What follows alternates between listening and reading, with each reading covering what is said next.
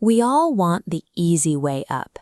It's human nature to look for the safety net, the mentor who knows the ropes, and the guarantee that if we stumble, someone will catch us before we hit the ground. To see how that desire actually plays out, imagine a high mountain ridge. Up here, a biological A/B test is running between two identical eagle hatchlings. Let's call subject A Arian and subject B Orion. This graphic shows the contrasting conditions for these two birds. Subject A has perfect inputs. His parents deliver daily meals, shield him from predators, and patiently demonstrate how to ride the wind. Subject B's family was swept away in a storm shortly after he hatched. His inputs are stark: zero food, zero physical protection, and absolutely zero instruction. If you ask the older birds on the mountain, the outcome is obvious. Subject A is on a glide path to the top of the food chain, while Subject B lacks the basic resources required to make it through the month. But we have to ask, does a flawless safety net actually guarantee a strong flyer? Or does removing every obstacle secretly engineer a hidden, fatal vulnerability? The first real data point in our test comes the day both eagles attempt their initial leap from the nest into the open sky.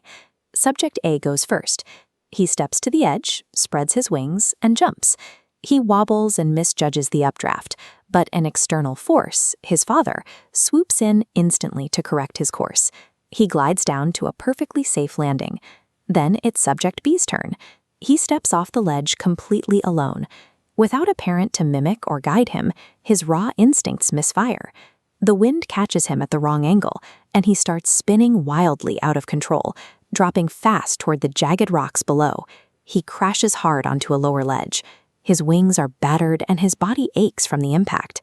Yet instead of staying down, he climbs right back onto his feet. Having an expert hovering over your shoulder guarantees a painless first flight. It keeps you alive today, but it also entirely shields you from feeling the uncompromising consequences of gravity. Psychologists use a term called desirable difficulty. It describes how introducing severe, short-term struggles into a learning process actually encodes much stronger long-term behavioral advantages. You can see this clearly in our two subjects. Subject A's training curve is optimized for pure efficiency. His parents map out the safest routes and show him exactly where to find the most forgiving air currents. Subject B's training is brutal. Every time he misreads the wind, he crashes into the mountain. His body is forced to adapt through sheer physical trial and error. Look at the data sets in their minds. Subject A downloads a smooth, theoretical map of perfect flight. Subject B compiles a jagged, hard-won database of failures. Over time, these painful mistakes act as multipliers, building dense muscle memory that overtakes the perfectly guided path. He isn't thinking about how to fly anymore.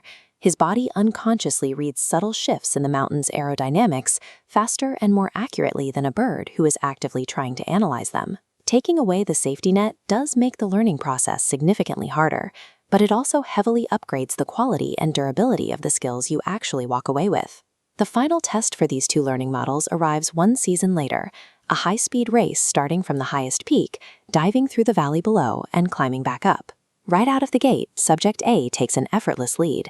The sky is clear and the air is calm. The environment perfectly matches the predictable, ideal conditions he was trained for. Then, a sudden storm wind sweeps across the ridge.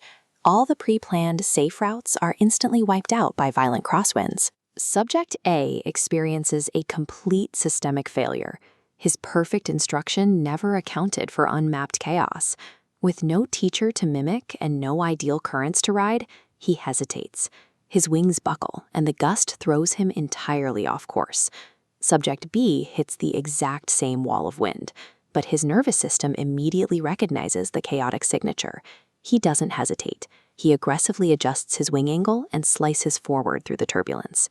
When optimal conditions collapse, theoretical knowledge falls apart. The only mechanism capable of keeping you airborne is a system forged exclusively in unpredictability. Subject B crosses the finish line first.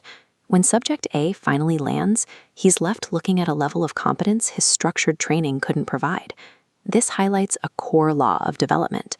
External help is highly effective at teaching you how to begin a task. but only internal, unguided struggle teaches you how to survive it. Navigating life without a support system carries a heavy psychological toll. When you're trying to build something and failing alone, it's easy to feel abandoned, forgotten, and terrified you're not cut out for the climb. Operating in a vacuum of support serves as a high-stress training regimen. By enduring unguided failure, you are actively building a tier of resilience and problem-solving capacity that others will never develop. Stop waiting for a rescue. Treat every difficult day, every painful setback, and every rough landing as mandatory preparation for your own inevitable encounter with a sudden storm. The most durable control over an environment often belongs to those who were forced to find their own way through it. While a guide can help you take off, the ability to stay aloft when everything fails is built in the moments when no one is watching and no one is there to help.